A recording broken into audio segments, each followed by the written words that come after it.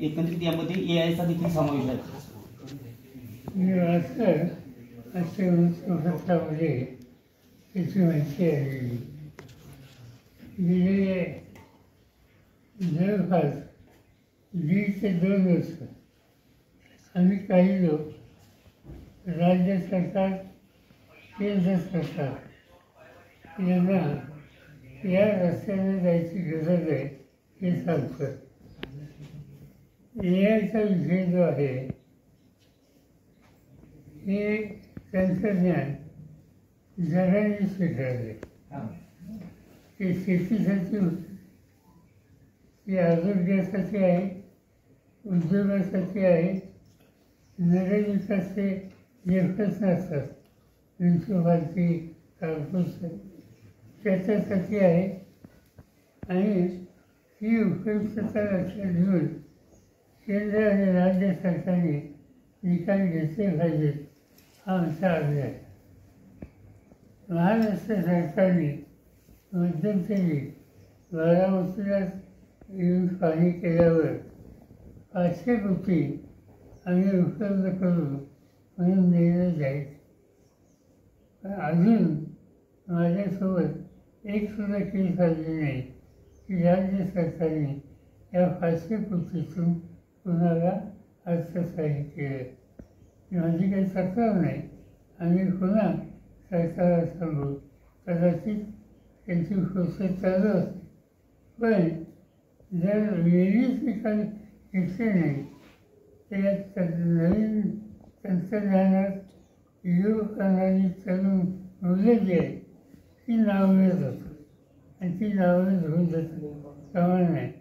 आज जे एआयच्या संबंधित केंद्र आणि राज्य सरकारने धोरणात्मक निर्णय जाहिरातीच्याद्वारे प्रसिद्ध केलं आहे त्याचं मी स्वागत करतो. शेतकऱ्यांना पीक योजनेतून ₹1, ₹2, ₹5, ₹21 अशी रक्कम जमा झालेली आहे. एकंदरीत शेतकऱ्यांनी ज्यावेळेस कृषी मंत्री शिवराज चव्हाण यांच्याकडे हे केले असता त्यांनी नाराजी दर्शवलेली आहे. चौकशीचा आदेश देखील दिलेला आहे.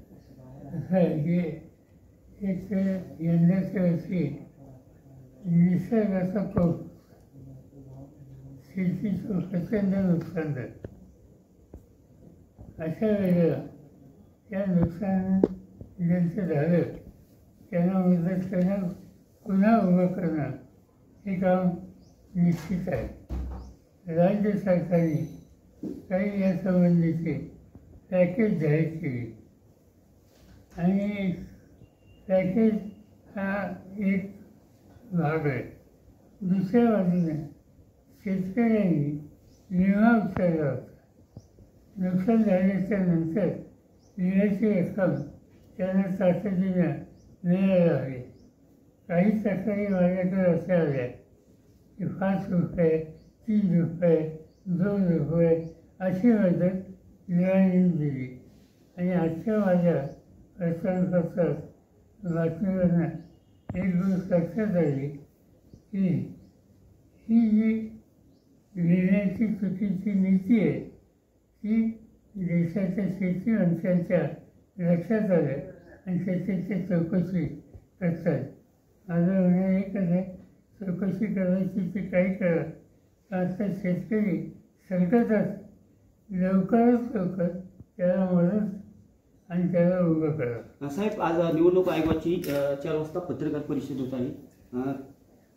मला माहिती आहे कशावर. आज एक शक्यता आहे की स्थानिक स्वराज्य संस्थेच्या निवडणुकीसंदर्भात आचारसंहिता लागण्याची शक्यता आहे. दुसऱ्या बाजूने राज ठाकरे यांनी दुबार मतदानाचा प्रश्न घेतलेला आहे हिंदू मराठा मतासंदर्भात. आणि दुसऱ्या बाजूने काल आशिष शेलार मंत्री आहेत, त्यांनी देखील मुस्लिम दुबार मतदार आहेत यांच्यावरती विरोधक बोलत नाहीत अशी पत्रकार परिषद घेऊन आरोप केलेला आहे. राज्यात सामाजिक ऐक्य कसं राहील ही खबरदारी सगळ्यांनी घेतली पाहिजे.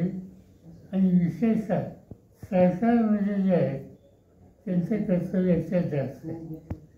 जर राज्य सरकारच्या मंत्रिमंडळाचा एक सिनियर मंत्री जर धार्मिक आणि जातीय वाद वाढेल अशा प्रकारचं निवेदन करत असेल तिथे राज्याचं हिताचं नाही.